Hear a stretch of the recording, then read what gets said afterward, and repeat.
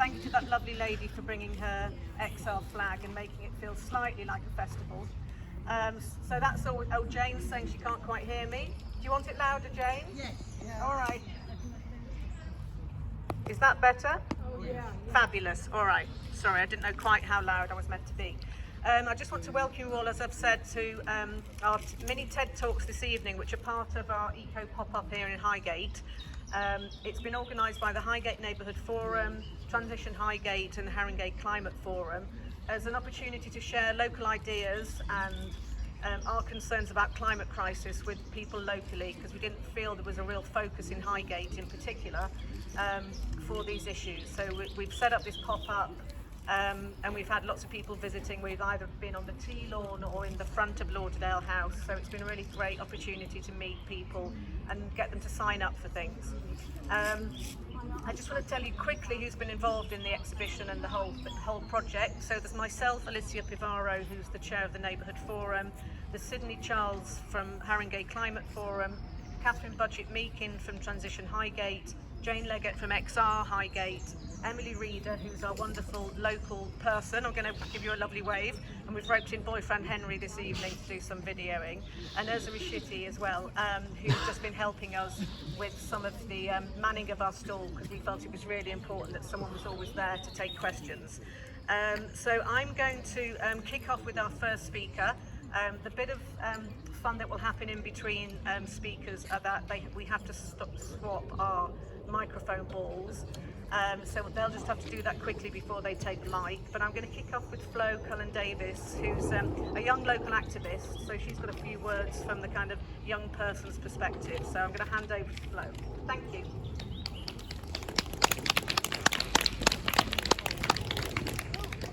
I don't need an orange thing. That's for you. Okay. Excuse me. Hi, I'm Flo. I am a young person, in inverted commas. I'm a local climate activist. I grew up in Haringey. I still live in Haringey. I'm also a singer, and I'm a child mental health worker. I was imagining maybe singing at you today, but I actually thought it was more important to talk about the links between the climate crisis and young people's mental health, given that's the area I work in. It's also an area where I have lived experience though, so although I'm now working in child mental health services, not all that long ago I was a child accessing them. The reason being that from 14 to 17 I suffered from anorexia. Now I know anorexia is a really complex disease with really multifaceted causes, and it really varies from one sufferer to another. But in my case, at least, I always felt that it came from a deep sense of hopelessness, but also kind of a place of protest. And looking back now and reflecting on it, I think my illness was in part a retreat, but also me holding up a mirror to a world that made increasingly little sense to me and felt increasingly doomed. Now, I don't know if anyone here knows Greta Thunberg's backstory, but if you do, then my history might sound a bit familiar to you, because in her early adolescence, she also fell into a very deep depression and stopped eating. And in large part, she's attributed that to watching this climate crisis unfold in front of her, while simultaneously seeing the adults around her express apathy towards it. Now, like Greta, I've grown up with climate change, as it was then termed, much more neutrally. In my vernacular, it's always something I've been aware of.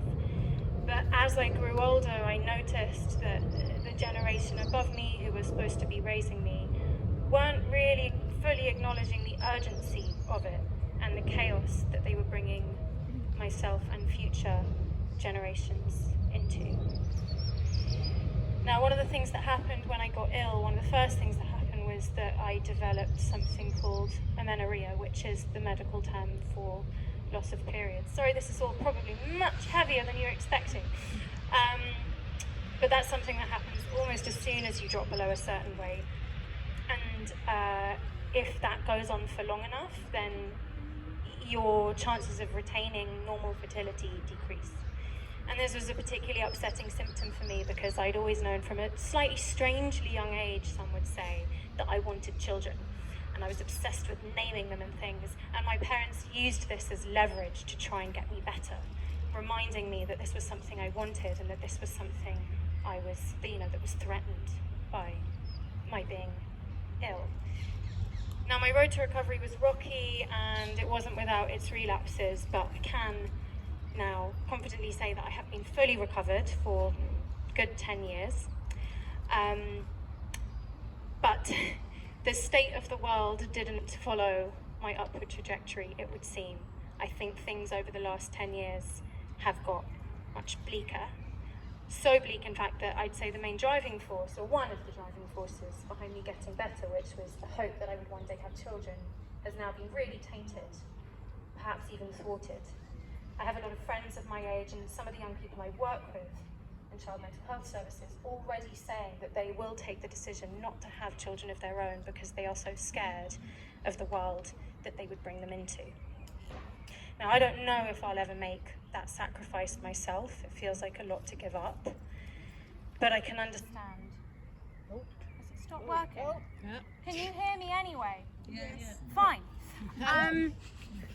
I can understand why people would make that decision. And that is, I think, the way. Sorry. Sorry. Bluetooth is waiting for a connection. Sorry, she's Chinese and I can't make her shut up. Go on. That is how the climate crisis is molding future generations. I mean, if you imagine that you grow up with the knowledge that the health and the viability of the world you've been born into is diminishing, perhaps eventually to the point of being completely inhospitable, that's a very extreme state for the human psyche to exist in, and arguably the most existentially threatening outlook of any generation to have existed. I know this is a really heavy note to start on, but I hope it's also somewhat sobering and gives you an idea of what younger generations feel like they face. So I hope that the speakers to follow me inspire you and leave you feeling motivated to go away and take action in any way you can to tackle the climate crisis. Thank you.